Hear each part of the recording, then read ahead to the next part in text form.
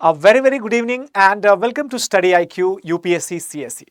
दोस्तों, मेरा नाम है अभिषेक सिंह राठौर और मैं आप सभी के लिए आज से स्टार्ट करने जा रहा हूं एक बहुत ही इंपॉर्टेंट सीरीज एंशिएंट हिस्ट्री के लिए। दोस्तों, सबसे पसंदीदा किताब जो स्टूडेंट्स की है, जिसने हर साल अपने आप को प्रूव किया है एक बड़े ही रिलायबल रिसोर्स के रूप में to efficiently cover the syllabus of ancient history, which is a very much important part of the preliminary examination। और साथ ही साथ दोस्तों, मेंस एग्जामिनेशन में भी कल्चर एंड हेरिटेज के पर्सपेक्टिव से एंशिएंट हिस्ट्री का बहुत इंपॉर्टेंट पोर्शन इस किताब से कवर होता है। तो इसी वजह से दोस्तों, आप सभी के लिए एंशिएंट हिस्ट्री की RS शर्मा सीरीज का आज पहला इंट्रोडक्टरी लेक्चर आपके लिए मैं लेकर के आया हूं। उम्मीद करता हूं आप सभी को यह सीरीज बहुत पसंद आएगी। दोस्तों, इस सीरीज के लेक्चर 1 से लेक्चर लास्ट तक आपको सारे लेक्चर्स देखने हैं एंड मेक इट श्योर कि अगर आप इसको देखते हैं तो साथ ही साथ दोस्तों आप इसे ज्यादा से ज्यादा शेयर भी करेंगे, सो दैट स्टूडेंट्स का जो एक इश्यू आता है कि एक प्रॉपर एनालिटिकल तरीके से और इंटरेस्टिंग तरीके से एंशिएंट हिस्ट्री का सिलेबस कैसे कवर किया जाए, ये इश्यू हमेशा के लिए खत्म हो जाएगा दोस्तों। So let's get started without any further delay. तो सबसे पहले दोस्तों मैं आपको बताना चाहूंगा कि जब हम बात करते हैं एंशिएंट हिस्ट्री के लिए, तो आपको इस सेशन का जो कुछ भी कंटेंट है दोस्तों, जो भी इस सेशन से जुड़े हुए डिटेल्स होंगे या क्वेश्चंस होंगे, वो सारी चीजें आपको कहाँ मिलेंगी? वो सारी चीजें आपको मिल जाएंगी दोस्तों इस टेलीग्राम चैनल पर। अगर आपने इसे ज्वाइन नहीं किया है अभी तक, सो मेक श्योर कि आप इसे ज्वाइन जरूर कर लें। और इसके साथ साथ आप मुझसे कांटेक्ट भी कर सकते हैं। अगर कोई क्वेरी होगी, कोई क्वेश्चंस, डाउट्स होंगे, तो आप मुझे इस ईमेल एड्रेस पर संपर्क कर सकते हैं। दोस्तों, इसके साथ साथ आप सभी के लिए एक बहुत ही अच्छी खबर यह भी है कि अगर आप 2027 की तैयारी कर रहे हैं UPSC सिविल सर्विसेज की, तो आपके पास अपॉर्चुनिटी है स्टडी IQ के साथ जुड़ करके अपनी तैयारी को एक नई और सही डायरेक्शन देने की। इसके लिए दोस्तों आपको क्या करना पड़ेगा? studyIQ.com पर जा करके और अपने लिए लॉन्ग टर्म बैच सेलेक्ट करना पड़ेगा 2027 का, जो कि अवेलेबल रहेगा दोस्तों इंग्लिश, हिंदी और इंग्लिश में। And you can enroll yourself in that batch by using the code ASR live at a very nominal cost of rupees 36,000. Now, moving further to the topic. चलिए, देखो, सबसे पहले तो किसी भी चीज को जानने से पहले ये जान लेते हैं कि हिस्ट्री का मतलब क्या होता है। एग्जैक्टली ये हिस्ट्री क्यों पढ़ते हैं और एंशिएंट हिस्ट्री को हम किस तरीके से देखते हैं। क्या इसका कोई डेफिनिट टाइमलाइन है? क्या कोई क्रोनोलॉजिकल अप्रोच इसके लिए सूटेबल है? और एंशिएंट मतलब कितना एंशिएंट, कब से? जाहिर सी बात है, अगर मैं ये कहूं कि भाई क्या एंशिएंट मतलब होता है कि कितना एंशिएंट, मतलब कि अगर since the creation of the earth, जब से धरती बनी हुई है, क्या तब से लेकर के अब तक की हिस्ट्री हम लोगों को पढ़ना है क्या? इसका जवाब है शायद नहीं। Of course not. UPSC को क्या मतलब है इस चीज से? यानी कि दोस्तों, जब से अर्थ का फॉर्मेशन हुआ है तब से तो डेफिनेटली नहीं पढ़ना है। एक चीज तो क्लियर है। फिर कब से पढ़ना है? क्या सिंस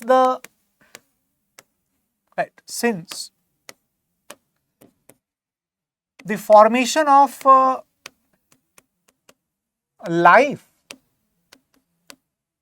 या beginning of life, क्या हमें लाइफ जब से अर्थ पर शुरू हुई, क्या तब से लेकर के अब तक का इतिहास पढ़ना है? अगेन इसका जवाब है नहीं, वो भी नहीं पढ़ना है। फिर आखिर किसका इतिहास पढ़ना है? तो इतिहास पढ़ना है दोस्तों हमें किसका? We have to study the history of humanity, है ना, humans। और humans में भी कब से? जब से humans का पहला इंस्टेंस हमें मिलता है, जिस दौरान उन्होंने पहली बार होमोसेपियन के रूप में कदम रखा, या उसके पहले उनके कितने अलग अलग सब स्पीशीज थे, क्या ये सारी बातें हमें पढ़नी है क्या डिटेल में? शायद नहीं, ऑफ कोर्स नॉट। क्योंकि दोस्तों ह्यूमन के डेवलपमेंट का 99% से ज्यादा वक्त जो है वो एक तरीके से unrecorded and non traceable type का टाइम है, यानी कि उस वक्त इंसानों ने क्या किया, कैसे इवॉल्व हुए, इसके बारे में सिर्फ और सिर्फ कुछ बड़े ही लिमिटेड टाइप के एविडेंसेस हमें मिलते हैं, और वो भी ज्यादातर इनकम्प्लीट एविडेंसेस मिलते हैं, तो उनका हिस्टोरिकल रिकंस्ट्रक्शन भी इनकम्प्लीट ही रहता है। इसका मतलब हमें हिस्ट्री ऑफ ह्यूमंस तो पढ़ना है, बट सिंस व्हेन, कब से पढ़ना है भाई? तो इसका जवाब है दोस्तों, हमें इतिहास कब से पढ़ना चाहिए? जब से हम ह्यूमैनिटी का डेवलपमेंट देखते लगते हैं, since the development of the humanity, development of the humanity and the human interaction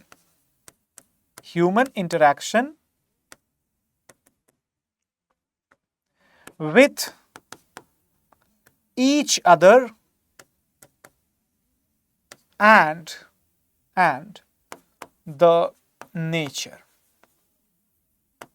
ठीक है दोस्तों, इसका सीधा सीधा मतलब यह है कि देखो भाई, ह्यूमंस का डेवलपमेंट जब से होने लगता है, जब से ह्यूमंस जो हैं वो आपस में किस तरीके से इंटरैक्ट करते हैं, नेचर के साथ किस तरीके से इंटरैक्ट करते हैं, इस इंटरैक्शन का रिजल्ट क्या होता है ना? इस इंटरैक्शन का रिजल्ट क्या होता है? ओके, साथ ही साथ कौन से फैक्टर्स जो हैं इस इंटरैक्शन को इंपैक्ट करते हैं, और उस फैक्टर के इंपैक्ट को भी हमें कंसीडर करना है। ठीक है ना? तो कहने का मतलब ये कि the result of interactions plus factors and the impacts and their overall record। ठीक है ना? ये जितनी भी चीजें मैंने आपसे बताई कि देखो भाई, इंसान को जब से इंसानों का आपस में इंटरैक्शन होने लगा, जब से इंसानों ने नेचर के साथ इंटरैक्ट करना शुरू किया, और समय समय पर अलग अलग एक्सटर्नल फैक्टर्स जैसे कि climatic factors, geographical factors, time factor, इनकी वजह से कुछ कुछ बदलाव होते रहे। उन बदलावों का क्या इंपैक्ट पड़ता है किस पर? उसी human society, human civilisation, humanity और ह्यूमन इंटरैक्शन पर। और इन सभी चीजों का एक रिकॉर्ड अगर हम कंसीडर करें, एक अभिलेख कंसीडर करें, उसी को पढ़ना है। लेकिन अगर मैं आपसे यह कहूं कि आज से 10 लाख साल पहले कुछ हुआ था, पहले मैं उसको पढ़ा दूं, फिर मैं आज से 10 साल पहले जो हुआ था उसको पढ़ा दूं, फिर मैं आज से 1000 साल पहले जो हुआ था उसके बारे में बात करूं, फिर आज से 500 साल पहले जो हुआ था उसके बारे में बात करूं, डज इट मेक सेंस? क्या ये सचमुच में इंपॉर्टेंट समझ में आएगा हमें? ऑब्वियसली नहीं समझ में आएगा। इसका मतलब दोस्तों, हिस्ट्री बेसिकली क्या है? हिस्ट्री दरअसल में क्या है दोस्तों? एक sequential and systematic study of the record of the human development along the time scale। ठीक है दोस्तों, आप देखो, हिस्ट्री को पहली चीज की तो बहुत सही एग्जैक्ट डिफाइन करना थोड़ा सा मुश्किल है, लेकिन अगर आप हिस्ट्री को समझें तो हिस्ट्री क्या होता है कि एक तरीके से हम सिक्वेंशियल और सिस्टमैटिक तरीके से जब human civilisation, humanity, human growth और डेवलपमेंट के रिकॉर्ड्स को, अलग अलग फैक्टर्स को, उनके इंपैक्ट्स और कॉन्सिक्वेंसेस को कलेक्टिवली स्टडी करते हैं, उसे हम हिस्ट्री कहते हैं। ठीक है दोस्तों, अब सवाल ये उठता है कि हिस्ट्री की स्टडी हम क्यों करें, स्पेशली एंशियंट हिस्ट्री की स्टडी हमें क्यों करनी चाहिए। तो देखिए क्या होता है, एक्चुअल में जितने भी स्कॉलर्स हुए हैं उन्होंने हिस्ट्री की स्टडी का एक रीजन बताया है, why to study history, why to study history, what is the reason. ठीक है, तो देखिए दोस्तों, विद्वानों ने एक बात कही है, स्कॉलर्स ने क्या कहा है, स्कॉलर्स ने कहा है कि that study the history, okay, study the history to make the decisions. ठीक है ना, यानी कि अगर आपको फैसले बनाने हैं, अगर फैसले लेने हैं तो आपको इतिहास में झांकना पड़ेगा, या फिर those who don't learn from their history and the mistakes that they made in their history, they are bound to repeat it in the future. ठीक है, जो अपने बीते हुए कल से या कल की गलतियों से सबक नहीं लेते, वो भविष्य में वो गलतियां करने के लिए मजबूर हो जाते हैं, है ना। तो क्योंकि आप एक एडमिनिस्ट्रेशन के करियर में जा रहे हैं, रादर अगर मैं आपसे कहूं कि आप एक डिप्लोमेट, है ना, करियर में जा रहे हैं, डिप्लोमेटिक करियर में जा रहे हैं, जहां पर आपको सोसाइटी के साथ, सोसाइटी को एडमिनिस्टर करने वालों के साथ, सोसाइटी में रहने वालों के साथ, सोसाइटी को रूल्स और रेगुलेशंस बनाने वालों के साथ, इन सबके साथ इंटरैक्ट करना है। तो इसी वजह से ये समझना जरूरी हो जाता है कि throughout the chronological development, throughout the chronological order, कौन कौन से ऐसे डेवलपमेंट्स, कौन कौन से ऐसे प्रोग्रेसिव आइडियाज हमें दिखाई पड़ेंगे जो शायद आज से 2000, 2500, 4000, 5000 साल पहले रहे हों, या फिर आज से 200-400 साल पहले रहे हों, या फिर आज से थोड़ा सा ही समय पहले। मतलब आज के पहले जितने भी ऐसे प्रोग्रेसिव आइडियाज, जितने भी ऐसे, है ना, सिमिलर सोसाइटी, जितने भी ऐसे similar time frame, similar circumstances आए हुए हैं, अगर हमें उनको पढ़ने का, समझने का मौका मिलता है, तो फिर दोस्तों हम एक बेटर डिसीजन मेकर बनते हैं, एक बेटर एग्जीक्यूटिव ऑफिसर बनते हैं, एक बेटर एडमिनिस्ट्रेटर बनते हैं। तो इसी वजह से यूपीएससी आपसे ये एक्सपेक्ट करता है कि आप इंडियन हिस्ट्री का बेसिक जो है उसे सीखें, उसको अडॉप्ट करें अपने आप को, है ना, उसके अकॉर्डिंग आप इसको ट्रेन करें, and then try to learn from it, implement those things in your exam as well as in your administrative career. ठीक है दोस्तों, तो स्टडी हमें क्यों, है ना, हिस्ट्री हमें क्यों पढ़नी चाहिए, क्योंकि अगर हम हिस्ट्री पढ़ते हैं देन हम एक बेटर एडमिनिस्ट्रेटर बनते हैं, to become a better administrator. ठीक है, लेकिन मुझे लगता है कि आप में से ज्यादातर लोगों के मन में ये सवाल भी आ रहा होगा कि सर ऐसा, अगर ऐसी बात है तो फिर सारे के सारे हिस्टोरियंस को ही एडमिनिस्ट्रेटर बन जाना चाहिए, है कि नहीं। इसका जवाब है कि नहीं। क्यों? क्योंकि historians study only the history and they look into the other subjects as well with the historical perspective only. But आप लोग ऐसा थोड़ी करोगे, आप लोगों के लिए history is just one of the subjects. आप लोगों को तो इकोनॉमी भी पढ़ना है, पॉलिटी भी पढ़ना है, सोसाइटी भी पढ़ना है ना, आपको तो यहां तक एप्टीट्यूड टेस्ट भी पास करना है ना भाई। तो इसका मतलब ये कि आपको सर्वगुण संपन्न बनना है ना, आपको सर्वगुण संपन्न बनना है। तो आप बिल्कुल भी चिंता ना करें कि हिस्टोरियन बनने से एडमिनिस्ट्रेटर अच्छा, सिर्फ हिस्टोरियन अगर हो ऐसा जरूरी नहीं है, बल्कि एक अच्छे एडमिनिस्ट्रेटर की पहचान होती है कि वो हिस्ट्री भी अच्छे से जानता है। एक अच्छे हिस्टोरियन की पहचान ये नहीं है कि वो एडमिनिस्ट्रेटर अच्छा बनता है, बल्कि एक अच्छे एडमिनिस्ट्रेटर की ये पहचान है कि वो अच्छे से हिस्ट्री समझता है। तो आपको क्या बनना है? एक बेटर एडमिनिस्ट्रेटर बनना है, और इसके लिए क्या करना है? आपको अच्छे से हिस्ट्री पढ़ना है। आई होप सभी को बात क्लियरली समझ में आई होगी। अब दोस्तों ये तो चलो ठीक है, हमारी एग्जैक्टली क्या बात है कि यूजुअली हम सब्जेक्ट्स को इम्पोर्टेंस देते हैं, ऑब्वियसली देना ही चाहिए क्योंकि एग्जाम में पूछता है, लेकिन सवाल है कि कितना पूछता है, प्रीलिम्स में और मेंस में कितना पूछता है। तो देखो बेटा, मेंस की अगर मैं बात करता हूं ना, मेंस में तो there is no direct mention,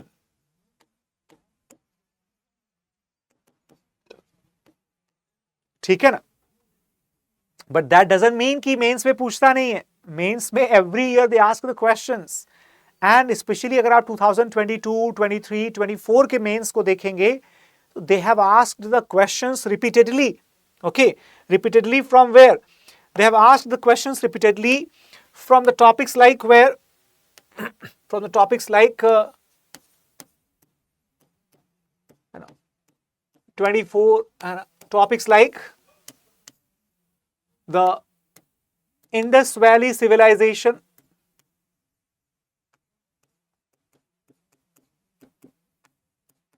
ठीक है ना। अगर आप इसको 2021 को भी ऐड कर लेंगे तो दोस्तों, इसके अलावा इन्होंने वैदिक कल्चर से सवाल पूछे हैं, स्पेशली कल्चर एंड सोसाइटी से सवाल पूछे हैं, ठीक है ना, या फिर रिलीजियस जो है रिलीजन से रिलेटेड सवाल पूछे हैं, ठीक है ना। इसके अलावा दोस्तों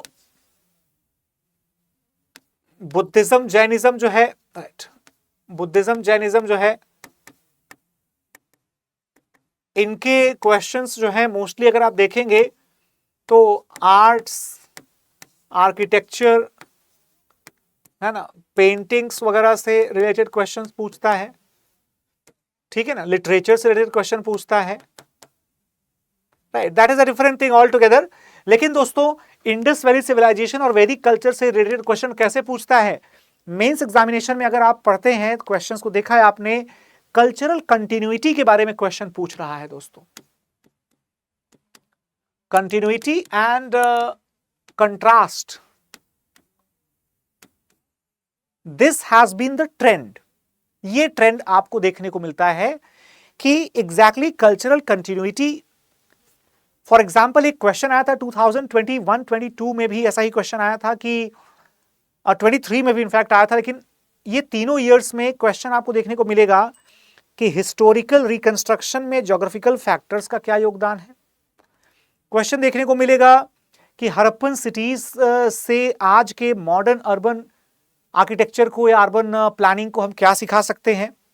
इसके अलावा अगर मैं बात करूं तो एक क्वेश्चन ये भी पूछा गया था कि वैदिक सोसाइटी और कल्चर में कौन कौन से फीचर्स जो हैं उस समय के जो आज भी पॉपुलर हैं, या फिर वैदिक सोसाइटी और कल्चर में अर्ली वैदिक और लेटर वैदिक के दौरान क्या क्या चेंजेस आए, है ना, अर्ली वैदिक से लेटर वैदिक में क्या क्या चेंजेस आए।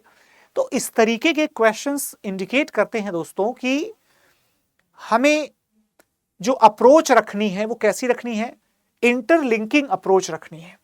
कैसी अप्रोच रखनी है? इंटरलिंकिंग अप्रोच रखनी है। यानी कि आज जो हम टॉपिक पढ़ते हैं, हम एंशिएंट हिस्ट्री का कोई भी टॉपिक पढ़ेंगे, याद रखिएगा, इस बात के लिए मैं आपको अश्योर कर सकता हूं, उस टॉपिक को हम प्रेजेंट सिनेरियो के साथ रिलेट करके ही आगे बढ़ेंगे, ठीक है ना। फॉर एग्जाम्पल, जैसे एंशिएंट हिस्ट्री में एक बहुत मशहूर टॉपिक आता है अशोका द ग्रेट, अशोक महान। अब अशोक ग्रेट के बारे में डायरेक्टली कोई क्वेश्चन नहीं पूछा जाएगा मेंस एग्जामिनेशन में, क्योंकि जाहिर सी बात है वो पॉलिटिकल डिटेल हो जाएगा। लेकिन क्या अशोक के धम्म पॉलिसी के बारे में सवाल पूछ सकते हैं क्या? या फिर धम्म पॉलिसी के बिहाफ पर आप वेलफेयर स्टेट का क्वेश्चन एक्सपेक्ट कर सकते हैं क्या? या फिर भारत में, एंशिएंट इंडिया में, रिलीजन इन द सोसाइटी, समाज में धर्म, how much important it was, है ना, रिलीजन या फिर रिलीजियस सोसाइटी या सेक्टेरियनिज्म का डेवलपमेंट भारत में कैसे होता है, या फिर अशोका के रूल में किस तरीके से रिलीजन और कल्चर का मिक्सचर जो है वो आर्किटेक्चर में रिफ्लेक्ट होता है, आर्ट्स में रिफ्लेक्ट होता है, लिंग्विस्टिक्स में रिफ्लेक्ट होता है? ये आपके लिए एक इंपॉर्टेंट सवाल बन सकता है ना?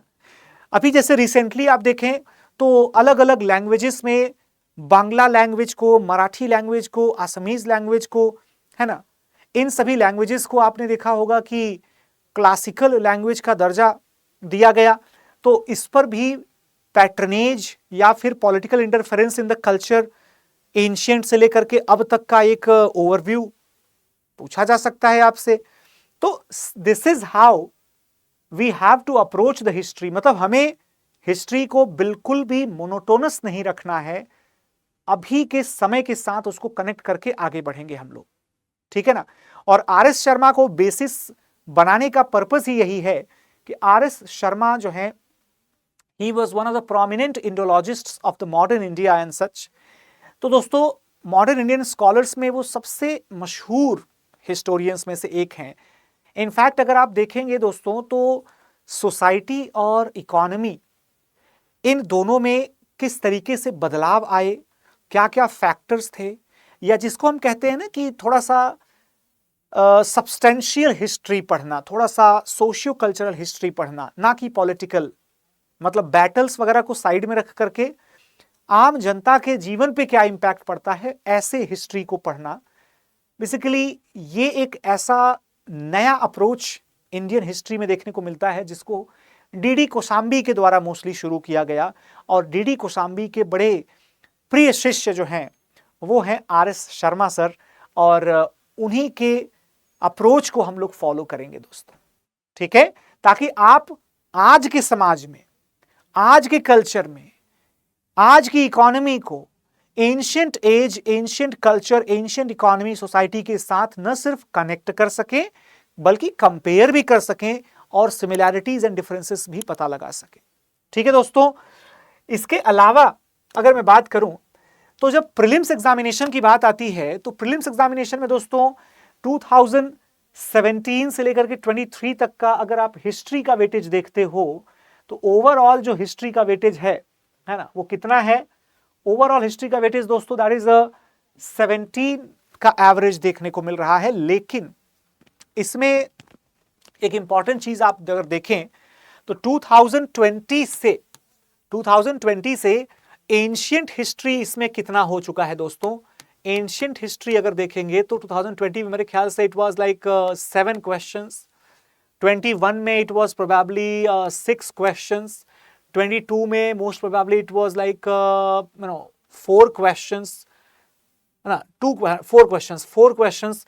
2024 में भी मेरे ख्याल से कुछ आपको है ना 3-4 क्वेश्चंस देखने को मिले थे। तो हम ये कह सकते हैं कि ancient history has gained significance in the recent few years trend of the prelims examination. यानी कि दोस्तों हमें अब इसे हल्के में नहीं लेना है। अगर 17 क्वेश्चंस का एवरेज है तो दोस्तों उसमें एंशिएंट हिस्ट्री के क्वेश्चंस ऑन एन एवरेज कितने देखने को मिलते हैं? तो कम से कम 5 to 6 क्वेश्चंस हमें ऑन एन एवरेज देखने को मिलते हैं, या 4 to 6 क्वेश्चन मैं एवरेज मान सकता हूं, ठीक है ना।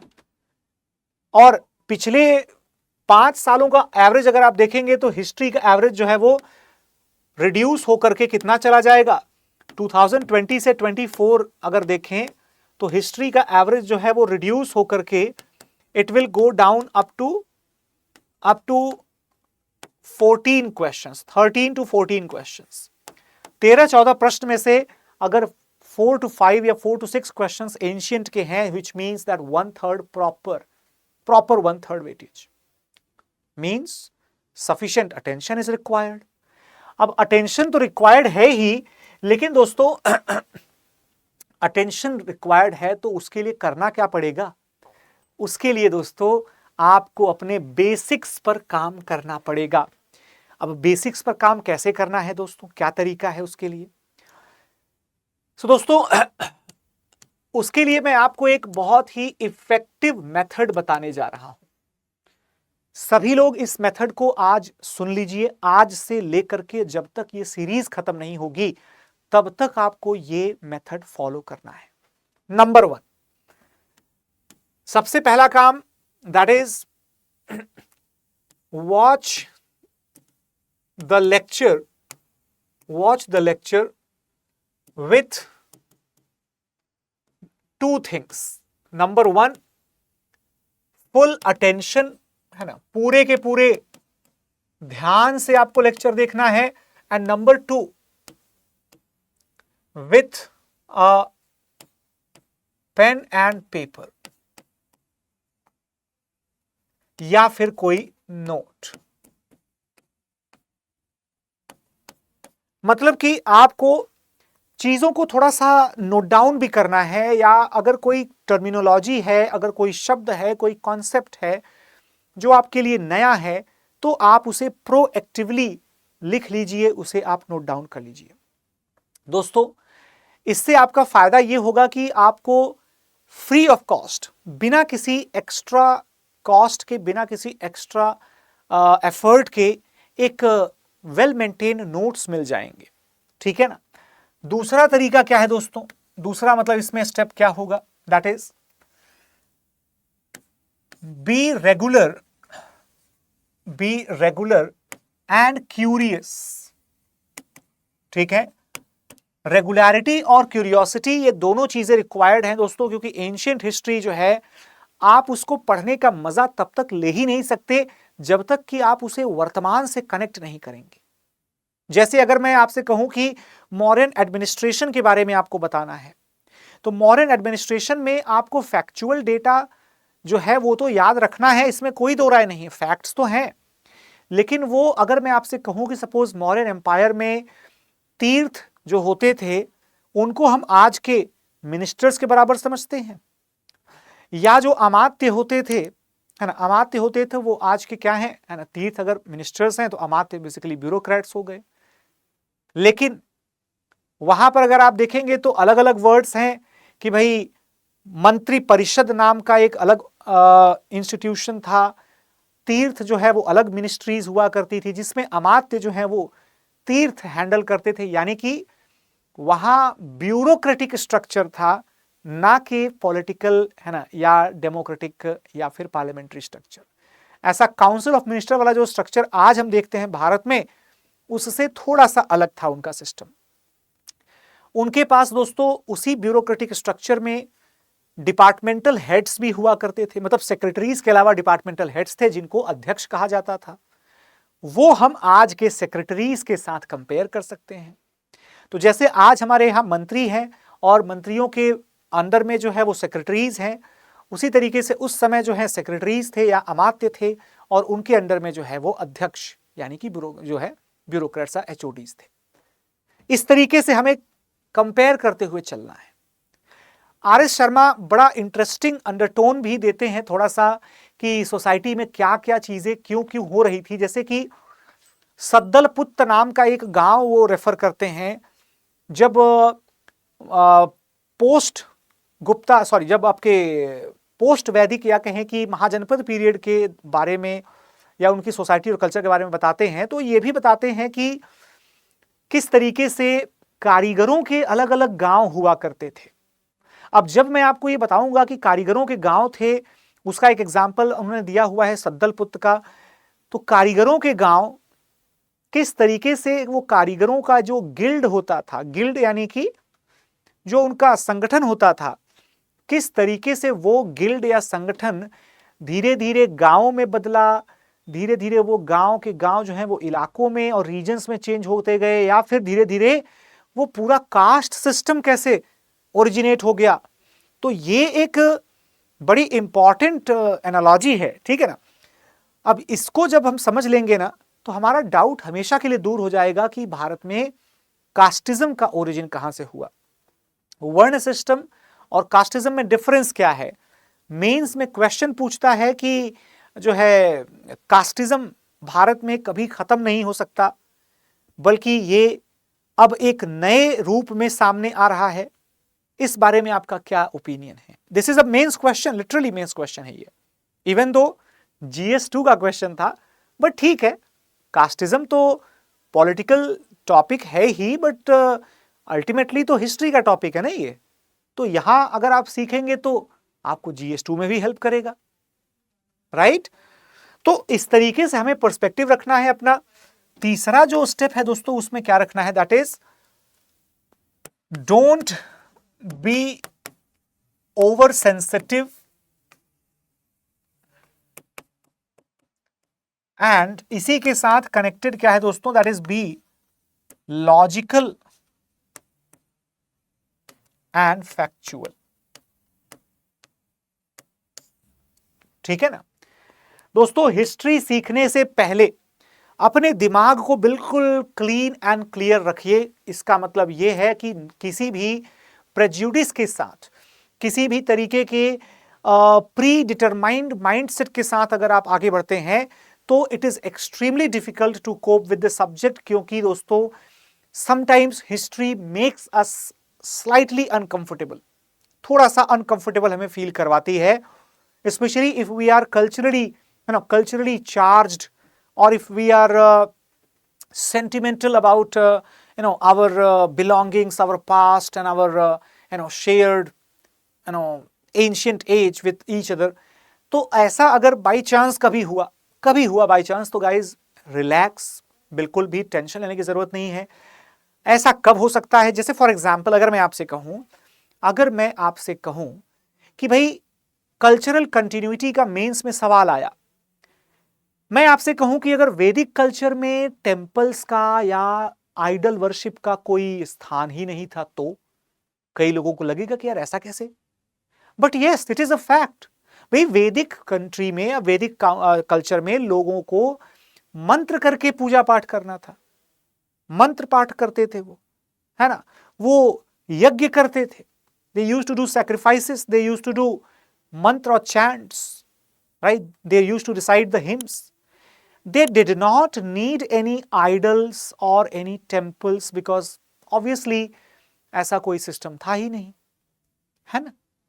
ऊपर से गॉड जो है वो प्रत्यक्ष देवताओं की पूजा करते थे, गॉड्स नहीं बल्कि डीटीज।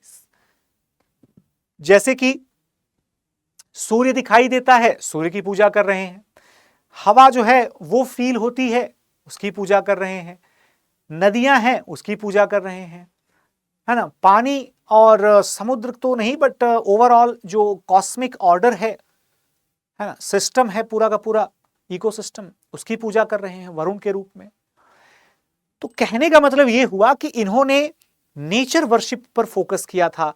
और दोस्तों आज अगर मैं ये कहूं कि जो ट्राइब्स नेचर वर्शिप करते हैं and they are like persuading themselves and others and their followers की they are something different from the traditional culture of this land, or they are something different who belong to the traditional culture of this land and rest of the masses are different, बिल्कुल गलत interpretation है, बिल्कुल गलत interpretation है।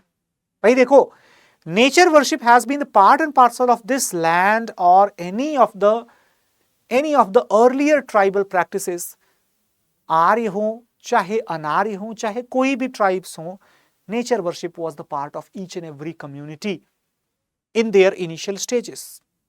तो इसका मतलब अब किसी को भले ही अच्छा ना लगे लेकिन है तो है। साथ ही साथ दोस्तों इसी तरीके से हड़प्पन सिविलाइजेशन के बारे में भी बहुत अलग अलग तरीके के ओपिनियंस हैं, या फिर लैंग्वेजेस को लेकर के ओपिनियंस हैं। खासकर आजकल तो पॉलिटिकली मोटिवेटेड जो है ओपिनियंस भी हमें देखने को मिलते हैं। We just have to steer clear out of it। बिल्कुल भी इन सब चक्करों में नहीं पड़ना है दोस्तों, लॉजिकल रहना है, फैक्चुअल रहना है, ठीक है ना, लॉजिकल रहना है, फैक्चुअल रहना है, ऑलराइट। इसी वजह से दोस्तों लॉजिकल और फैक्चुअल तो रहना ही है, बट एक बात का और भी विशेष ध्यान रखना है। विशेष ध्यान क्या है, that is stick to your resource, ठीक है ना, स्टिक टू योर रिसोर्सेस। ठीक है दोस्तों, स्टिक टू योर रिसोर्सेस का क्या मतलब होता है? मतलब ये होता है कि भाई ये रिसोर्सेस कुछ भी हो सकते हैं दोस्तों। अभी फिलहाल के लिए ये रिसोर्सेस क्या क्या होंगे? Number 1 the book RS Sharma, number 2 the lecture that is है ना अभिषेक सिंह राठौर सर, है ना, मैं अपने आप को सर कह रहा हूं, right, don't feel it bad but yes this is how. Then उसके बाद फिर that is third one, your notes, your notes,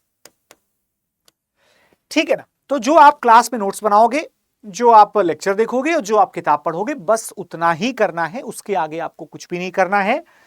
and एक बोनस पॉइंट मैं यहां पर लिख देता हूं, that is take regular practice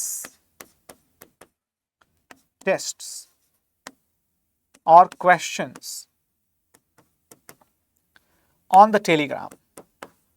ठीक है दोस्तों, तो टेलीग्राम पर आपको रेगुलर प्रैक्टिस टेस्ट या फिर प्रैक्टिस टेस्ट ना सही तो क्वेश्चंस ये आपको मिलेंगे, उनको आप डेली बेसिस पर प्राप्त करिए, उनको सॉल्व करिए एंड देन फील कॉन्फिडेंट और feel free to ask the doubts if there are any. ठीक है दोस्तों, तो इसके लिए आपको समझना पड़ेगा, बेसिक्स को ठीक करना पड़ेगा। आर.एस. शर्मा दोस्तों या ओल्ड एनसीईआरटी हमारे लिए रिसोर्स क्यों है, इसका क्या रीजन है? देखो भाई, बहुत सिंपल सा रीजन है। किसी भी रिसोर्स को जब आप लेते हो तो आपको ये तीन बातों का ध्यान रखना है, तीन बातों का ध्यान रखना है, दैट इज द कॉन्सेप्ट या कॉन्सेप्चुअल क्लैरिटी, ठीक है ना। देन दोस्तों कंसाइजनेस, है ना, कंसाइजनेस एंड इसकी जो है ना कनेक्टिविटी है, कनेक्टिंग द डॉट्स, ठीक है ना। आर.एस. शर्मा इन तीनों मामलों पे बड़ी ही जबरदस्त किताब है, इन तीनों एस्पेक्ट्स को ये फुलफिल करती है कि हिस्ट्री में अगर आप डॉट्स कनेक्ट नहीं कर पाते हैं then it's very difficult for you to cope with the subject. तो आपको एक पॉइंट को दूसरे पॉइंट से कनेक्ट करना है, ठीक है ना। जैसे कि जब आप फ्यूडलिज्म पढ़ते हो तो फ्यूडलिज्म में आपको समझ में आता है कि अच्छा, जब धीरे धीरे सिविलाइजेशनल ग्रोथ या कल्चरल ग्रोथ होने लगी, जब दूर दराज के इलाकों के लोग धीरे धीरे जागरूक होने लगे, तो उनको रोकने के लिए, उनको प्रोटेस्ट न करने दिया जाए, विरोध न करने दिया जाए, इसके लिए उनको थोड़े थोड़े पार्टिसिपेशन देना, थोड़ा बहुत इन्वॉल्वमेंट बढ़ाना एडमिनिस्ट्रेशन में वो ज़रूरी हो गया था। तो जिसकी वजह से जो रूलर्स वगैरह थे उन्होंने क्या करना शुरू कर दिया, लोकल लैंडलॉर्ड्स को बोल दिया कि आप लोग अपना हैंडल करो, हमारे पास एनुअल चार्जेस पहुंच जाने चाहिए, एनुअल ट्रिब्यूट्स पहुंच जाने चाहिए। इसके साथ साथ दूर दूर के इलाकों को हैंडल करना राजा के लिए आसान हो गया, क्योंकि अब वहां के लोकल एडमिनिस्ट्रेशन की रिस्पॉन्सिबिलिटी, लोकल डिफेंस की रिस्पॉन्सिबिलिटी उस पर्टिकुलर लोकल लैंडलॉर्ड की होती थी, और वो क्या करता था, राजा को एनुअल ट्रिब्यूट सप्लाई करता था, प्लस जरूरत पड़ने पर सोल्जर्स भी सप्लाई करता था। तो अब राजा के लिए ना तो एडमिनिस्ट्रेशन का कॉस्ट, ना ही मिलिट्री का कॉस्ट बहुत ज्यादा है, तो राजा अब लंबे समय तक रूल कर पाएगा। लेकिन दोस्तों, अब हम अगर आर.एस. शर्मा पढ़ते हैं तो हमें यह भी क्लैरिटी होती है कि अच्छा देखो, ये सिस्टम लंबे टाइम तक चल नहीं पाएगा। क्यों? आज नहीं तो कल सेंट्रल अथॉरिटी कमजोर पड़ेगी और जो भी रीजनल पावर्स होंगे वो धीरे धीरे पावरफुल होते जाएंगे, और एक समय आएगा कि या तो अपना रीजनल स्टेट बनाएंगे या फिर आपस में स्ट्रगल करके उनमें से कोई एक सेंट्रल अथॉरिटी पर कब्जा करेगा। इसका एग्जाम्पल आपको मिलता है बहुत ही शानदार, जैसे मौर्याज के बाद आए हैं पोस्ट मौर्याज, वहां से ये सब शुरू होता है, इंडो ग्रीक्स वगैरह शकास के टाइम से। तो दोस्तों, उनमें आपको दिखाई देगा कि कुशाणाज जो हैं किस तरीके से उन्होंने अलग अलग लोगों को लोकल लैंडलॉर्ड बनाया, और उनमें से कुछ लोगों ने अपने आप को पावरफुल स्टैब्लिश किया, जैसे कि गुप्ताज ने इसी सिस्टम को आगे बढ़ाया। उसमें से कुछ लोग पावरफुल निकलते हैं, जैसे कि पुष्यभूतिज और मखरीज वगैरह। उसके बाद ये लोग पावरफुल रहते हैं तो इनके कुछ सबऑर्डिनेट्स हैं, है ना। तो ये जैसे जैसे फर्दर डिसेंट्रलाइज होता जाएगा वैसे वैसे आप मिडिवल एज में पहुंचते जाएंगे। ये इतना बेहतरीन तरीके से हम लोग कवर करेंगे कि आप एंशिएंट और मिडिवल में कब ट्रांजिशन हो गया आपका, ये आप मतलब देखते रह जाएंगे, राइट ना। सो मेक इट श्योर कि आप इसको जरूर इसी अप्रोच के साथ पढ़ें कि आपको बहुत ज्यादा भी न पढ़ना पड़े, कॉन्सेप्ट 100% क्लियर हो, लेकिन उसके लिए आपको एक से दूसरे पॉइंट को कनेक्ट करने का हुनर पता होना चाहिए, जो आर एस शर्मा में दिया हुआ है, ठीक है ना। अच्छा, अब दोस्तों एक बात और, क्रोनोलॉजिकल और एक होता है मल्टीफेसेटेड। हिस्ट्री दो तरीके से पढ़ी जाती है। देखो, एक तो आपने क्या किया, आपने जो है एक क्रोनोलॉजिकल ऑर्डर उठाया, ठीक है ना। जैसे कि आप यहां पर देखेंगे तो अप टू मान के चलिए 10,000 ईयर्स, है ना, 10,000 ईयर्स। इसके पहले का जितना कुछ भी है that is all pre history, that is all pre history. 5,000 years,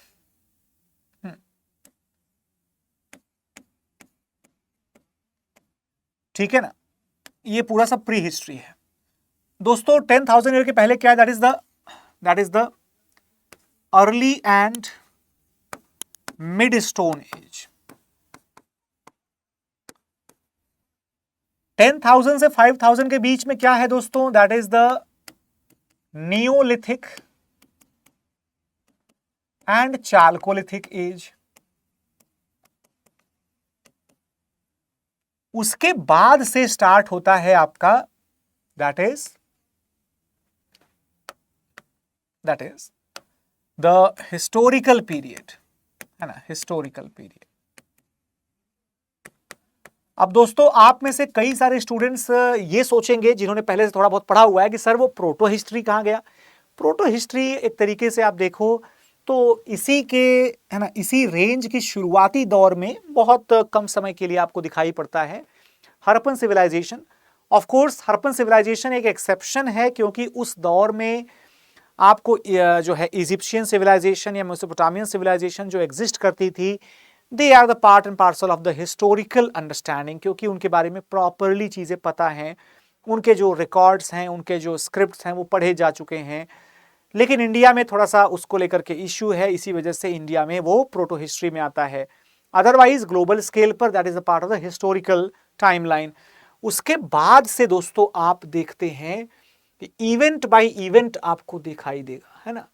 यहां पर आपको आईवीसी है ना, यहां पर आपको वैदिक कल्चर है, ठीक है ना। वैदिक कल्चर का जो टेन्योर है वो कुछ समय के लिए, सपोज ये 1500 बीसी से लेकर के और 1500 बीसी तक, आपका 600 बीसी तक, ठीक है। उसके बाद फिर इसी से लेकर के और अप टू 300 बीसी तक आप देखेंगे, है ना।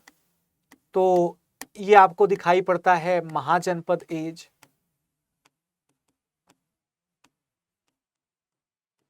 उसके बाद आपको दिखाई पड़ता है ना, up to 185 BC, that is the Maurya age. उसके बाद आप देखेंगे तो, है ना, 185 बीसी से लेकर के और 275 एडी तक, that is the post Mauryan age, post Mauryan age. और 275 से लेकर के अप टू 550 एडी तक ये आपको दिखाई पड़ता है गुप्ता एज। यहां पर एंशिएंट हिस्ट्री लगभग आप खत्म मान लीजिए। लेकिन दोस्तों उसके बाद क्या शुरू होता है, उसके बाद शुरू होता है द फेज ऑफ ट्रांजिशन।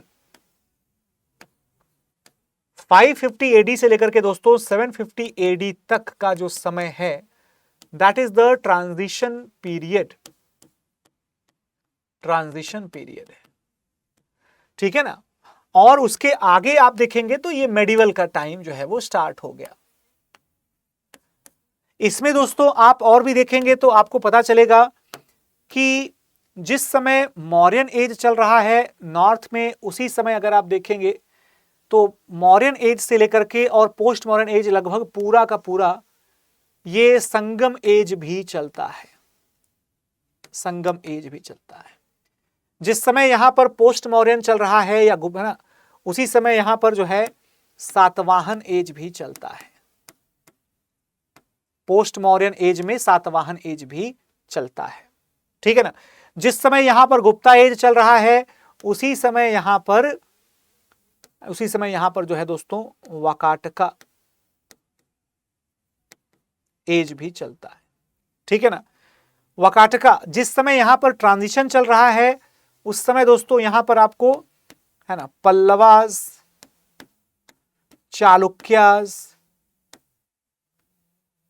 ठीक है ना, कदम्बास, मतलब कि बहुत सारी डायनेस्टीज आपको जो है वो नजर आने लगेंगी।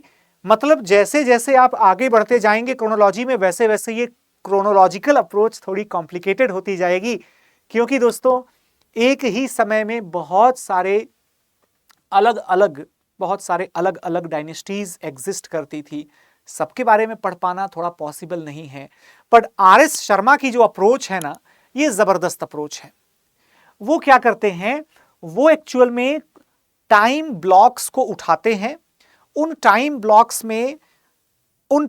देखो एक मल्टीफेसेटेड अप्रोच क्या है दोस्तों कि यहां पर आपने क्या किया, सपोज आपने जो है वो टाइम ब्लॉक्स को उठाया, ठीक है ना, आपने टाइम ब्लॉक्स को उठाया और उसके बाद आप क्या करेंगे, सपोज आपने 500 इयर्स का अप्रोच लिया, ठीक है ना, 300 बीसी से लेकर के और 200 एडी तक, यानी कि मौर्याज एंड पोस्ट मौर्याज, ठीक है ना।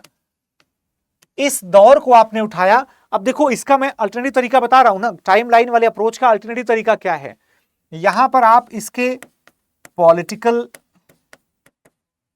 है ना चेंजेस, सोसाइटी, इकोनॉमी और आर्ट एंड कल्चर,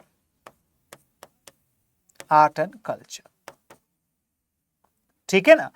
ये चीज जो आप करते हो ना, this is very very interactive, very very understandable and at the same time आपको समझ में भी आता है कि देखो डायनेस्टी से फर्क नहीं पड़ता, डायनेस्टी का जो फीचर है वो तो यूनिक रहता है, लेकिन हर डायनेस्टी के खासकर जो कंटेम्पररी डायनेस्टीज होती हैं उनके कई सारे फीचर्स मैच करते रहते हैं।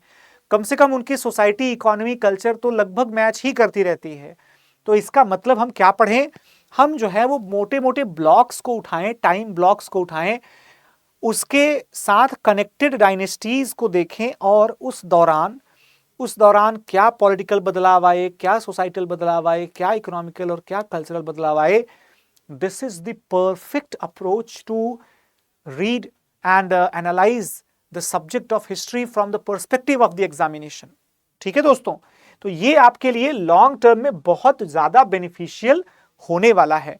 तो इसका मतलब अगर मैं आपसे पूछूं कि एनालिटिकल अप्रोच सही रहेगी कि फैक्चुअल अप्रोच सही रहेगी, तो आपका जवाब क्या होना चाहिए कि analysis is the better approach, of course with the factual knowledge. क्योंकि अगर भाई देखो सीधी सी बात है कि जब आप है ना the analysis without facts is baseless. भाई फैक्ट्स के बेसिस पर ही एनालिसिस कर सकते हो ना आप, फैक्ट्स आपको पता ही नहीं है तो एनालिसिस कैसे करोगे आप। एनालिसिस करने के लिए आपको कुछ तो इंफॉर्मेशन चाहिए। हाँ, अगर मैं आपसे कहूं कि क्या ट्रिवियल फैक्ट्स जरूरी हैं क्या, नहीं, ट्रिवियल फैक्ट्स जरूरी नहीं है कि चंद्रगुप्त के जमाने में जो है चीफ जस्टिस का नाम क्या था, नॉट रिक्वायर्ड। लेकिन चंद्रगुप्त के जमाने में क्या जुडिशियल ऑफिसर्स क्रिमिनल और सिविल कोर्ट्स के लिए अलग अलग हुआ करते थे, अगर आप ये नहीं जानते तो आप एनालिसिस कैसे करोगे। The topic should be like कि भाई the judicial evolution since ancient age in India. But आपको मॉडर्न पीरियड में अगर यही नहीं पता कि क्रिमिनल और सिविल जुडिशियल्स दोनों अलग अलग होते थे, तो आप कैसे शुरुआत करोगे उसकी, है कि नहीं? तो इसका मतलब कि analysis is a very important thing, but facts जो है ना, they are also important, also important. अब जैसे कि एक मैं एग्जांपल देता हूं कि प्रीलिम्स एग्जामिनेशन में तो खासकर प्रीलिम्स में क्वेश्चन पूछा था आपसे कुल्यवापा, है ना, कुल्यवापा, द्रोणवापा। मुझे लगता है कि ये 2020 या 2021 का 2020-21 का क्वेश्चन है। आई स्टिल रिमेंबर, मैंने इसको अपने क्लासेस में पढ़ाया था, बट ये एनसीईआरटी में या मतलब रेगुलर जो सोर्सेस हैं जो जीएस के बच्चे पढ़ते हैं उसमें नहीं था। ये उपिंदर सिंह में जरूर था, but Upinder Singh is a very bulky book and also it's suitable for the optional students. GS के लिए थोड़ा ज्यादा है, बट था तो सही उसमें, ठीक है ना? तो that is why we can rest assured कि बॉस, अगर आप आर.एस. शर्मा पढ़ने के साथ साथ ये लेक्चर लगातार देखते हो, so you will be having the tremendous support system from my side as well, ताकि आपको कुछ भी एक्स्ट्रा एनालिसिस या फैक्ट, कहीं भी कुछ भी एक्स्ट्रा एफर्ट नहीं लगाना पड़े। ठीक है दोस्तों, तो आप लोगों का बहुत ज्यादा वक्त मैंने ले लिया, बट गाइज आई होप कि आप सभी के लिए ये यूजफुल सेशन साबित होगा। तो याद रखेंगे, कल से हम लोग इसका लेक्चर नंबर 1 स्टार्ट करने वाले हैं, तो सभी लोग याद से, ध्यान से इस सेशन को बुकमार्क कर लीजिए, चैनल को सब्सक्राइब कर लीजिए अगर नहीं किया है अभी तक तो, और मेक श्योर कि इस टाइम पर आप डेली बेसिस पर सेशन से जरूर जुड़ें दोस्तों। बाकी अगर आप मुझसे हमारे क्लासरूम प्रोग्राम में जुड़ना चाहते हैं, तो स्टडी आईक्यू के क्लासरूम प्रोग्राम के लॉन्ग टर्म बैच को ज्वाइन करने के लिए, जो 2027 को टारगेट करता है, उसके लिए आप वेबसाइट पर जा करके और वहां पर अपना कोर्स सेलेक्ट करके इस कोड का अगर यूज करते हैं ASR लाइव, तो आपको ये सिर्फ और सिर्फ 36,000 में अवेलेबल हो जाएगा। ठीक है दोस्तों, तो उम्मीद करता हूं कि सभी लोगों को लेक्चर अच्छा लगा होगा, कॉन्सेप्ट्स बहुत सारे क्लियर हुए होंगे। मिलते हैं लेक्चर में, तब तक के लिए बहुत बहुत शुक्रिया दोस्तों। Thank you so much and have a great day ahead. Bye bye and जय हिंद।